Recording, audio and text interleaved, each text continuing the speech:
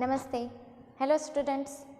આજના વિડીયોમાં આપણે અભ્યાસ કરવાનો છે ગ્રામરનો નવો ટોપિક. ગ્રામરના નવા ટોપિકનું નામ છે WH ક્વેશ્ચન્સ. મતલબ કે W અને Hથી શરૂ થતા શબ્દો જેના દ્વારા કે જેના ઉપયોગથી આપણે ઇન્ટ્રોગેટિવ સેન્ટેન્સ બનાવીએ છીએ, મતલબ કે પ્રશ્નો બનાવીએ છીએ. હવે એ પ્રશ્નો વાક્યમાંથી કઈ રીતે આપણે બનાવવાના છે એનો આજે આપણે અભ્યાસ કરવાનો છે. હવે શાળા દ્વારા આપવામાં આવેલો જે લીથો છે એ તમે તમારી પાસે અત્યારે ખુલ્લો રાખી શકો છો, જેના દ્વારા તમે વધારે સમજ આસાનીથી મેળવી શકો છો. તો ચાલો શરૂ કરીએ. હવે જો તમે બોર્ડ પર જોઈ શકો છો કે મારી પાસે અહીંયા બોર્ડ ઉપર મેં કેટલાક વાક્યો લખેલા છે અને એમાં મેં અંડરલાઇન કરેલી છે. હવે અંડરલાઇન જે વર્ડ્સ છે એને આપણે જવાબ તરીકે લઈ અને એના માટેનો કયો સવાલ બનશે એ આપણે અત્યારે સવાલ બનાવવાનો છે. હવે જુઓ, એમાં ફર્સ્ટ છે વિશ્વા પ્લેઝ બેડમિન્ટન. વિશ્વા બેડમિન્ટન રમે છે. તો જુઓ, અહીંયા પહેલાં છે વિશ્વમાં અંડરલાઇન આપેલી છે. વિશ્વ મતલબ કે કર્તા. તો કર્તામાં જ્યારે અંડરલાઇન હોય તો એના માટે આપણે કઈ રીતે સવાલ પૂછી શકીએ કે વિશ્વ આપણને જવાબ મળે. કોણ બેડમિન્ટન રમે છે? તો કોણ એ પ્રશ્ન થયો તો કોણનું ઇંગ્લિશ શું થાય? Who. Who plays cricket, sorry મતલબ કે badminton. Who plays badminton question mark. એવી રીતે આપણે પ્રશ્ન બનાવી શકીએ છીએ. તો હુ પ્લેઝ બેડમિન્ટન એમ આપણે પૂછીએ તો એનો જવાબ આપણને એવી રીતે મળે કે વિશ્વા પ્લેઝ બેડમિન્ટન. ઓકે, તો આપણે વુથી જ્યારે પ્રશ્ન બનાવશું તો આપણને જવાબ તરીકે વિશ્વા મળી જશે. એટલા માટે આપણે અહીંયા લખશું વુ પ્લેઝ બેડમિન્ટન અને compulsory yes question mark.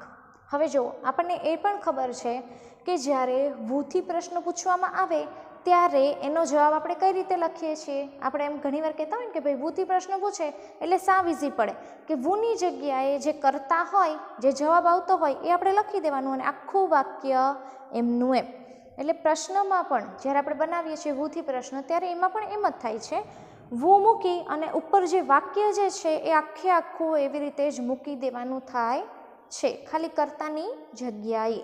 Okay, હવે જુઓ, હવેનો જે પ્રશ્ન આપણે બનાવવાનો છે એમાં થોડુંક આપણે ધ્યાન આપવું પડશે. શેના માટે ધ્યાન આપવું પડશે એ આપણે ચર્ચા કરીએ. હવે જુઓ, અહીંયા છે પ્લેઝ, મતલબ કે આ વાક્ય કયા કાળનું છે? યસ, સાદા વર્તમાન કાળનું આ વાક્ય છે. અને સાદા વર્તમાન કાળમાં અહીંયા માત્ર એક વચન જ આપેલું છે, કરતા માત્ર એક વચન જ આપેલા છે.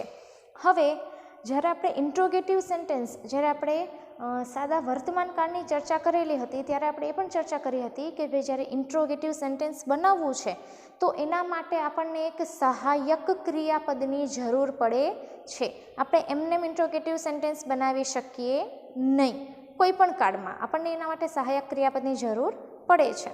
તો જુઓ, અહીંયા આપણે સહાયક ક્રિયાપદની જરૂર છે તો કયું સહાયક ક્રિયાપદ આપણે મૂકશું એનું આપણે પહેલાં નક્કી કરવું પડે. તો જુઓ, આપણે અહીંયા વાત કરેલી કે આ સાદા વર્તમાન કાળનું વાક્ય છે. તો સાદા વર્તમાન કાળમાં સહાયક ક્રિયાપદ તરીકે કોણ આવે છે? યસ, ડુ અને ડઝ. મતલબ કે ડુ આવે કાં તો ડઝ આવી શકે છે. હવે ડુ ક્યારે આવે છે? આઈ અને બહુવચન હોય ત્યારે આપણે સહાયક ક્રિયાપદ તરીકે લઈએ છીએ ડુ. અને ડઝ ક્યારે આવે છે? જ્યારે આપણે કરતા એક વચન હોય ત્યારે આપણે એને ડઝ તરીકે સહાયક ક્રિયાપદમાં લઈએ છીએ. તો જુઓ, અહીંયા કોણ છે? વિશ્વ માત્ર એક વચન જ છે એટલે અહીંયા આવશે ડઝ. તો આના માટે એમ થશે. હવે જો, બેડમિન્ટનમાં અંડરલાઇન તમને આપેલી છે.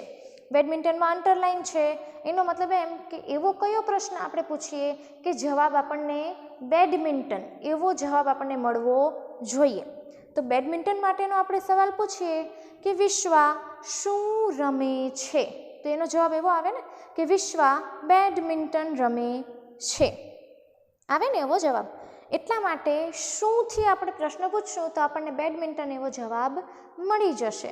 તો શું મતલબ કે ઇંગ્લિશમાં વોટ. થઈ ગયું નક્કી. હવે જ્યારે કર્મનો ક્વેશ્ચન બનાવવાનો હોય, કર્મ ઓબ્જેક્ટનો આપણે જ્યારે પ્રશ્ન બનાવવાનો હોય ત્યારે વોટથી આપણે પ્રશ્ન પૂછવો પડે છે. એટલા માટે આપણે અહીંયા લખશું વોટ. હવે જુઓ, એમને જ્યારે પ્રશ્ન પૂછવાનો છે તો એમને આપણે લખી શકીએ નહીં. એના માટે આપણે અહીંયા સહાયક ક્રિયાપદ મૂકવું પડશે. સાદો વર્તમાન કાળ અને એક વચન છે તો આવશે ડઝ. What does. હવે આવશે કોણ? અહીંયા કોણ આવશે? યસ, કર્તા આવશે. વોટ ડઝ વિશ્વા. વિશ્વા છે એ કર્તા છે એટલે આવશે વિશ્વા. વોટ ડઝ વિશ્વા. હવે આવશે અહીંયા વર્બ. તો હવે અહીંયા ડઝ આવી ગયું છે આગળ, તો પ્લેઝનું થઈ જશે V1. તો કેવું થઈ જશે? પ્લેઝનું પ્લે. યસ, પ્લેઝનું પ્લે. અને question mark. What does Vishwa play. Vishwa શું રમે છે? Question mark. આટલું ક્લિયર? આ હતું તમને સાદા વર્તમાન કાળમાં વુ અને વોટથી કઈ રીતે પ્રશ્ન પૂછી શકાય એ માટેનો WH ક્વેશ્ચન્સ. ઓકે, વુ અને વોટ. હવે આપણે બીજું સેન્ટેન્સ જોઈએ. એમાં આપેલું છે તમને Kajal and Sanjay wrote a letter. હવે જો અહીંયાથી આપણે નક્કી કર્યું હતું કે આ સાદો વર્તમાન કાળ છે. અહીંયા રોટ લખ્યું છે મતલબ કે V2 આપેલું છે, એનાથી આપણને ખબર પડી ગઈ કે આ સાદા ભૂતકાળનું વાક્ય છે. હવે જો એમાં કાજલ અને સંજય આપેલું છે મતલબ કે બહુવચન આપેલા છે. પણ જ્યારે આપણે સાદા ભૂતકાળની વાત કરેલી હતી, એની જ્યારે અભ્યાસ કરેલો હતો ત્યારે આપણને ખબર છે કે આપણે એમ પણ કીધું હતું કે સાદા ભૂતકાળમાં કોઈ પણ જાતનો ફેર પડતો નથી કે કર્તા એક વચન હોય કે બહુવચન.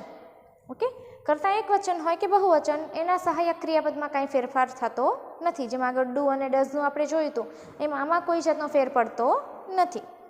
હવે જો આમાં પણ આપણે સેમ જ વુથી પ્રશ્ન પૂછવાનો છે, કેમ કે અહીંયા કાજલ અને સંજય કર્તામાં અંડરલાઈન આપણને આપેલી છે. કર્તા માટે આપણે લખશું યસ વુ. હવે જો આપણને ખબર છે કે વુથી પ્રશ્ન પૂછવાનો છે તો ડાયરેક્ટ એમને એમ જ લખી લેવાનું છે. Who wrote a letter. Who wrote a letter.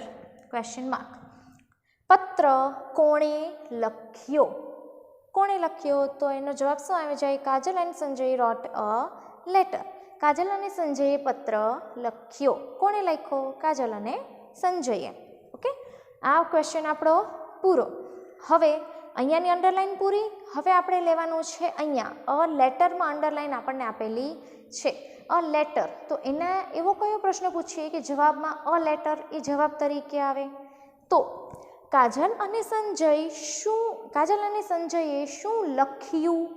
તો કાજલ અને સંજયે એક પત્ર લખ્યો એવું આવી શકે એનો જવાબ. મતલબ કે અ લેટર એ પોતે એક જવાબ તરીકે આવી જાય.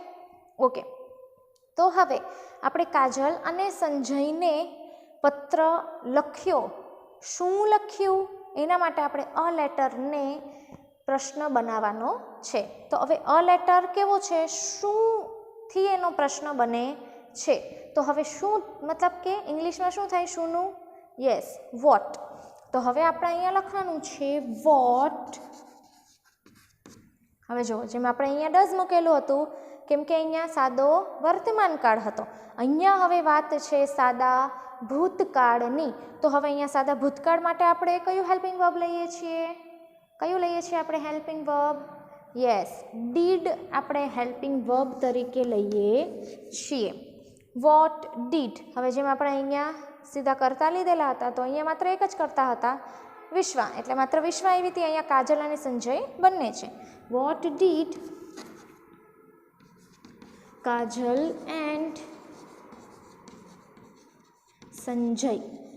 હવે જુઓ અહીંયા આપણે પ્લે લખ્યું હતું, હવે અહીંયા ડીડ આવી ગયું છે તો ડીડની સાથે હંમેશા ક્રિયાપદનું પહેલું રૂપ જ આવે એવું આપણે ત્યારે ચર્ચા કરી હતી.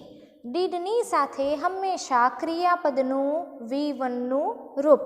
રોટનું થઈ જશે right. Yes. What did question mark. What did Kajal and Sanjay write. Kajal અને સંજયે શું લખ્યું? ઓકે, આ થયું વુ અને વોટ દ્વારા સાદા ભૂતકાળમાં કઈ રીતે આપણે WH ક્વેશ્ચન બનાવી શકીએ એની માહિતી. ચાલો હવે તમને નીચે અહીંયા થર્ડ આપેલું છે, Krina will clean the room. Krina room સાફ કરશે. કરશેની વાત છે, મતલબ કે સાદો ભવિષ્યકાળની ચર્ચા આપણે કરવાની છે. તો જુઓ અહીંયા આપણે જેમ અહીંયા વાત કરેલી હતી બેમાં કે વુથી પ્રશ્ન જ્યારે બનાવવાનો હોય તો વુ લખી અને આખું સેન્ટેન્સ એમનું એમ લખી નાખવાનું છે. તો અહીંયા ક્રીનાની જગ્યાએ આપણે વુ લખી નાખશું. વુ પછી આખું સેન્ટેન્સ એમનું એમ, who will clean the room question mark. Who will clean the room. Room કોણ સાફ કરશે? ઓકે, એ થઈ ગયું. હવે એના પછી આપણે જ્યારે વોટથી પ્રશ્ન બનાવવાનો છે તો જો અહીંયા જેમ આપણે વાત કરેલી હતી કે ભાઈ આપણને વર્બથી ખબર પડી કે આ કયા કાળનું વાક્ય છે, એમ આપણે આમાં પણ જોવાનું છે કે આ કયા કાળનું વાક્ય છે. તો જુઓ એમાં આપણે અહીંયા આપણે વોટથી પ્રશ્ન પૂછવાનો થશે. કઈ રીતે? જેમ અહીંયા આપણે બેડમિન્ટન મતલબ કે શું રમે છે એવું આપણે કીધું હતું.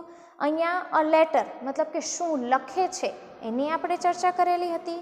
અને અહીંયા શું સાફ કરશે, વોટથી આપણે પ્રશ્ન અહીંયા પૂછીશું. તો જુઓ અહીંયા આવશે વોટ. હવે જુઓ અહીંયા વિલનું થશે વિલ, કેમ કે આમાં કોઈ પણ જાતનું આપણે જે સહાયક ક્રિયાપદની જ્યારે સાદા ભવિષ્યકાળની જે આપણે વાત કરેલી હતી કે એમાં પહેલેથી જ આપણને હેલ્પિંગ વર્બ આપી દેવામાં આવે છે. એટલા માટે અહીંયા કોઈ પણ જાતનું બહારથી આપણે સહાયક ક્રિયાપદ લેવાની જરૂર થતી નથી.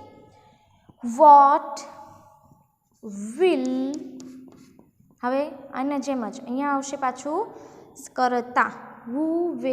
વોટ વિલ ક્રીના, શું આવશે અહીંયા? વિલની સાથે હંમેશા ક્રિયાપદનું V1નું રૂપ જ આવે છે, clean. What will Krina clean. Krina શું સાફ કરશે? What will Krina clean.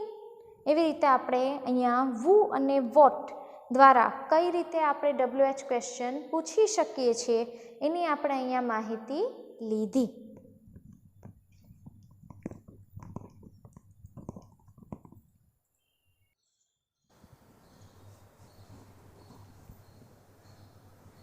ત્યારબાદ તમને એમાં આપેલું છે અહીંયા બીજા કેટલાક વાક્યો.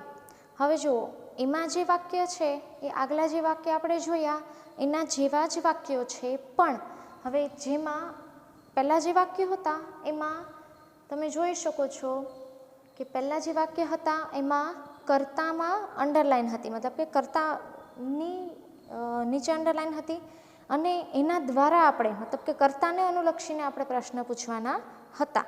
પણ અત્યારે અલગ બીજા જ કોઈક શબ્દોમાં અંડરલાઇન આપેલી છે.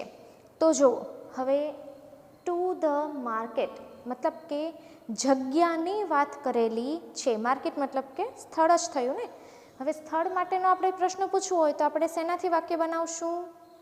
યસ, વેર મતલબ કે ક્યાં. સ્થળ આપણે જાણવું છે તો આપણે ક્યાંથી પ્રશ્ન પૂછીશું.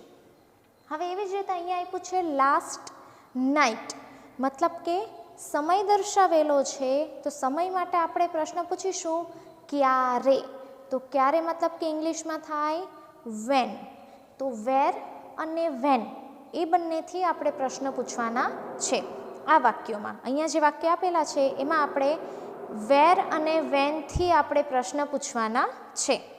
હવે જુઓ, વેર અને વેનથી જ્યારે આપણે પ્રશ્ન પૂછીએ તો મતલબ કે આમાં પણ તમે આશામાં અંડરલાઇન કરી શકો છો, પણ અત્યારે માત્ર ફોકસ, જેમ આગળમાં આપણે વુ અને વોટ ઉપર જ ફોકસ કરેલું હતું, એમ અત્યારે જે પ્રશ્ન અહીંયા જે વાક્ય લખેલા છે એમાં આપણે માત્ર વેર અને વેન ઉપર જ ફોકસ કરવાનું છે. એટલા માટે મેં અહીંયા એમાં જ અંડરલાઇન કરેલી છે, બાકી કોઈ વસ્તુમાં અંડરલાઇન કરેલી નથી. જેમ કે અહીંયા આપણે સેજલ અને ટેનિસમાં પણ અંડરલાઇન કરી શકત, પણ અહીંયા મેં એમાં અંડરલાઇન કરેલી નથી. આપણે માત્ર અહીંયા વેર અને વેન દ્વારા જે પ્રશ્ન બની શકે એની જ આપણે અહીંયા ચર્ચા કરવાની છે. હવે જુઓ, અહીંયા Asha went to the market last night. તો હવે જ્યારે આપણે ટુ ધ માર્કેટ જવાબ જોતો હોય તો આપણે એને કઈ રીતે પ્રશ્નમાં ફેરવી શકીએ? જો આ પ્રશ્ન, આ જે વાક્ય છે એ કયા કાળનું છે? ભૂતકાળનું છે. વેન્ટ આપેલું છે એટલે વી ટુ આપેલું છે, મતલબ કે સાદા ભૂતકાળનું વાક્ય છે. હવે જુઓ, વેરથી પ્રશ્ન કરવાનો છે તો સૌથી પહેલાં તો આપણે અહીંયા લખી લેવું પડે વેર. હવે વેર, અહીંયા જો વેન્ટ છે એટલે સહાયક ક્રિયાપદ તરીકે આવી જશે ડીડ. Where did. હવે અહીંયા આવશે, કોણ આવશે? અહીંયા કર્તા, એટલે કર્તા છે અહીંયા આશા. વેર ડીડ આશા. હવે અહીંયા આવશે વર્બ, જે આપણે ક્રિયાપદ કહીએ તે. તો જો અહીંયા આગળ ડીડ આવી ગયેલું છે તો હવે કેવું ક્રિયાપદ આવશે? મતલબ કે ક્રિયાપદનું કેવું રૂપ આવશે અહીંયા? યસ, V1નું, કેમ કે અહીંયા આગળ ડીડ આવી ગયેલું છે એટલે અહીંયા V1 વેન્ટનું થઈ જશે go. Where did Asha go. હવે ગો અહીંયા તો આજને તો આપણે જવાબ તરીકે લેવાનું છે એટલે આમાં એનો સમાવેશ થઈ શકે નહીં, એટલે આટલો ભાગ કાઢી અને બાકી શું વધ્યું છે? Last night. Last night question mark. Where did Asha go last night question mark. ગઈકાલે રાત્રે આશા ક્યાં ગઈ હતી? તો ક્યાં આવી ગયો જવાબ? ક્યાંથી? તો ટુ ધ માર્કેટ જવાબ આવી ગયો એનો. ઓકે, હવે આનો સવાલ પૂરો થઈ ગયો, આની અંડરલાઇનનો સવાલ પૂરો થઈ ગયો. હવે અંડરલાઇન છે લાસ્ટ નાઇટમાં. ક્યારે ગઈ હતી? તો ક્યારે મતલબ કે વેન. વેનથી આપણે પ્રશ્ન પૂછવાનો છે. તો અહીંયા સૌ પ્રથમ તો આપણે લખશું વેન, અને અહીંયા જેમ આપણે ડીડ લખ્યું એવી જ રીતે વેન ડીડ. હવે આવશે કર્તા, આશા છે અહીંયા. વેન ડીડ આશા ગોનું ગોજ, મતલબ કે વેન્ટનું અહીંયા ડીડ છે એટલે થઈ જશે go. Van did Asha go. હવે અહીંયા માર્કેટ તો આપણે લખવાનું છે પણ ભેગું આપણે લાસ્ટ નાઇટ લખવાનું નથી. લાસ્ટ નાઇટ કેમ નથી લખવાનું? કેમ કે અહીંયા આપણે આગળ તો એના જ માટેનો સવાલ પૂછેલો છે એટલા માટે. When did Asha go to the market question mark. When did Asha go to the market question mark. Asha ક્યારે માર્કેટ ગઈ હતી? એવી રીતે. હવે અહીંયા બીજું તમને આપેલું છે we plant a picnic in a farm last year. In a farm જગ્યા આપેલી છે, મતલબ કે અમે ગયા વર્ષે અમે ખેતરમાં એક પિકનિક માટે ગયા હતા. તો અહીંયા ઇન અ ફાર્મ કીધું છે, જગ્યા છે. તો આને જવાબ માટે લેવા માટે આપણે કેવો સવાલ બનાવીશું? ક્યાં માટેનો, મતલબ કે વેરથી આપણે પ્રશ્ન પૂછીશું. અને આ લાસ્ટ યર છે, ક્યારે ગયા હતા? તો ગયા વર્ષે ગયા હતા, એટલે આના માટે આપણે પ્રશ્ન પૂછશું વેનથી. હવે જો એના માટે વેરથી પ્રશ્ન પૂછીએ એટલે આપણે અહીંયા લખીશું વેર. હવે જો અહીંયા પ્લાન્ટ આપ્યું છે, મતલબ કે આ પણ ભૂતકાળનું રૂપ તમને આપેલું છે. તો ભૂતકાળના રૂપની જેમ અહીંયા સહાયક ક્રિયાપદ તરીકે આવી જશે ડીડ. અહીંયા ભલે આશા એક વચન હતું અને અહીંયા વી બહુવચન છે, પણ આપણે જેમ વાત કરેલી હતી કે એમાં ડીડમાં કોઈ પણ જાતનું એક વચન કે બહુવચનમાં ફેર પડતો નથી, બંને માટે સેમ જ આવે છે. એવી જ રીતે અહીંયા આપણે લખી લઈશું did. Where did we. Where did we.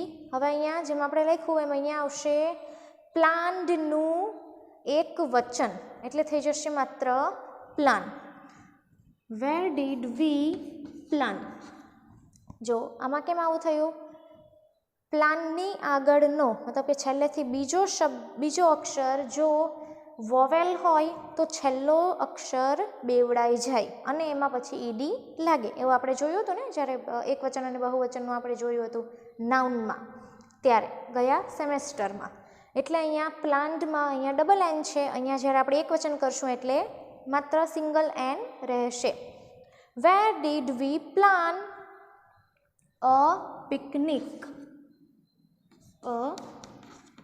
Picnic. હવે જો વેરનો તો પ્રશ્ન જ છે એટલે આ તો આપણે લખી શકીએ નહીં, તો આને સ્કીપ કરીને આગળ કોણ છે? Last year. એટલે આવી જશે last year question mark. Where did we plan a picnic last year. ગયા વર્ષે આપણે ક્યાં માટેની કે કઈ જગ્યાની કે ક્યાંની પિકનિક કરી હતી? Question mark. આ થઈ ગયો એનો સવાલ. હવે ફાર્મ માટેનો સવાલ આપણે કરી લીધો. હવે છે લાસ્ટ યર મતલબ કે ક્યારે. તો વેનથી આપણે પ્રશ્ન બનાવવાનો છે. વેનથી પ્રશ્ન માટે આપણે લખીશું વેન. હવે એવી જ રીતે સહાયક ક્રિયાપદ તરીકે આવી જશે ડીડ, કર્તા તરીકે આવી જશે વી, વર્બ તરીકે આવી જશે પ્લાન. અ પિકનિકનું અ પિકનિક. હવે લાસ્ટ યર માટેનો સવાલ છે એટલે લાસ્ટ યર તો આવશે નહીં, બાકી ખાલી ઇન અ ફાર્મ આવી જશે. When did we plan a picnic in a farm. આપણે ખેતરમાં ક્યારે પિકનિક કરી હતી? એવી રીતે સવાલ બની જશે. ચલો હવે લાસ્ટ છે Sejal will play tennis in the assembly tomorrow. હવે જો એસેમ્બલી છે મતલબ કે જગ્યા છે, સ્થળ છે, એટલે આના માટે આપણે વેરથી પ્રશ્ન બનાવીશું. અને ટુમોરો છે મતલબ કે ક્યારે, એવો આપણે પ્રશ્ન પૂછીશું. તો ક્યારે માટેનો આપણે જ્યારે સવાલ પૂછીએ તો એને શેનાથી પૂછવાનો છે? યસ, વેનથી આપણે પ્રશ્ન પૂછીશું. એટલે Sejal will play tennis in the assembly tomorrow. તો હવે સૌથી પહેલો સવાલ આપણે આનો બનાવવાનો છે વેરથી. ક્યાં રમે છે, ક્યાં રમશે. જો અહીંયા વિલ આપેલું છે મતલબ કે ભવિષ્યકાળનું વાક્ય છે. Where will. આમાં તો પહેલેથી તમને આપી દીધેલું છે એટલે એનો કોઈ સવાલ છે નહીં કે કયું આવશે. વેર વિલ પછી આવશે સેજલ કર્તા તરીકે. Where will Sejal. પ્લેનું પ્લે જ રહેશે કેમ કે વિલ છે એટલે where will Sejal play tennis. હવે જુઓ ઇન ધ એસેમ્બલી એના માટેનો જ તો આપણે સવાલ પૂછેલો છે એટલે એ થઈ જશે સ્કીપ અને એની પછીનું જે હશે એ આવી જશે ટુમોરો. આખો સવાલ એવી રીતે બનશે વેર will Sejal play tennis tomorrow. Sejal આવતીકાલે ટેનિસ ક્યાં રમશે. વેર એટલે ક્યાં રમશે. ચાલો હવે આનો તો સવાલ પૂરો થઈ ગયો. હવે આવે છે આનો વારો. હવે આમાં છે ટુમોરો મતલબ કે ક્યારે રમશે. તો વેનથી વાક્ય. વેન એના પછી સહાયક ક્રિયાપદ, ત્યારબાદ કર્તા.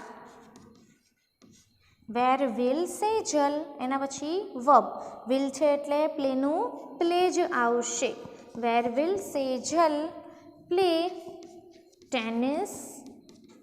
હવે જુઓ ઇન ધ એસેમ્બલી તો આવી જશે પણ ટુમોરો માટેનો જ આપણે સવાલ પૂછીએ છીએ એટલે ટુમોરો આવશે નહીં, એ સ્કીપ થઈ જશે. In the assembly. Question mark. When will Sejal play tennis in the assembly. Sejal એસેમ્બલીમાં ક્યારે ટેનિસ રમશે. ઓકે. હવે તમને એમ થાય કે ભાઈ આ તો આપણે અલગ અલગ જોયું કે આમાં આ સવાલ છે, આમાં આ સવાલ છે. હવે કદાચને એવું થાય કે જેમ અહીંયા સેજલ છે એમાં અંડરલાઇન આપેલી હોય એકસાથે, અહીંયા ટેનિસ છે એમાં પણ અંડરલાઇન તમને આપી હોય, જેમ આગળ આપણે 2 વાક્ય જોયા હતા, 3 વાક્ય જોયા હતા એવી રીતે. તો એમાં વુ અને વોટ આપેલું જ હતું. એની સાથે સાથે તમારે બીજા 2 વાક્યનો હજી સાથે જવાબ આપવાનો રહે. એમાં એવું નથી કે તમને આવી રીતે જ પૂછાય, એમાં કોઈ પણ વસ્તુ હોઈ શકે. કદાચ આમાં અંડરલાઇન ન આપી હોય તો વેરનું વાક્ય નીકળી જાય. ખાલી સેજલ અને ટુમોરો એ બંનેમાં અંડરલાઇન આપી હોય તો વુ, સેજલ એટલે વુથી વાક્ય બને અને ટુમોરો એટલે વેનથી વાક્ય બને. એવી રીતે તમને કોઈમાં પણ અંડરલાઇન આપી શકે છે. એમાં કોઈ પણ જાતનો મૂંઝાવાની વાત નથી કે ભાઈ તમે તો એમ જ કીધું હતું કે એક સાથે વુ અને વોટ જ પૂછાય અને બીજામાં વેન અને વેર જ સાથે પૂછાય.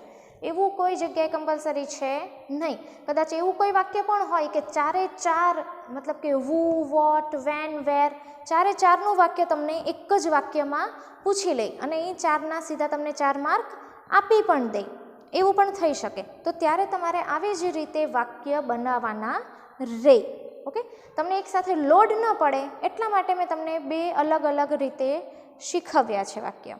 અહીંયા આપણે જોયું કે જ્યારે એક એની નાની સમજ, ટૂંકી સમજ એક આપણે લઈ લઈએ તો અહીંયા આપણે જોયું હતું કે જ્યારે કર્તામાં અંડરલાઇન હોય ત્યારે શેનાથી વાક્ય બને છે, મતલબ કે ક્વેશ્ચન વાક્ય શેનાથી બને છે? યસ, વુથી વાક્ય બને છે. જ્યારે કર્મમાં મતલબ કે ઓબ્જેક્ટમાં જ્યારે અંડરલાઇન હોય ત્યારે વોટથી વાક્ય બને છે. જ્યારે કોઈ સ્થળ માટેમાં અંડરલાઇન હોય તો વેરથી વાક્ય બને છે. અને જ્યારે સમય માટે એમાં અંડરલાઇન હોય, અહીંયા જેમ ટુમોરો છે સમય દર્શાવે છે, તો જ્યારે સમયમાં અંડરલાઇન હોય ત્યારે વેનથી વાક્ય બને છે. પ્રશ્નાર્થ માટેનું છે આ વાક્ય. હવે આ કોઈ એક વાક્ય પણ તમને એવું આપે કે 4માં અંડરલાઇન આવી જાય એક સાથે, તો એમાં તમારે એક સાથે વુ, વોટ, વેન, વેર એનો સાથે તમારે જવાબ અલગ અલગ વાક્ય તરીકે આપવાનો રહે. ઓકે, આ વિડીયોમાં આટલું જ. આવજો.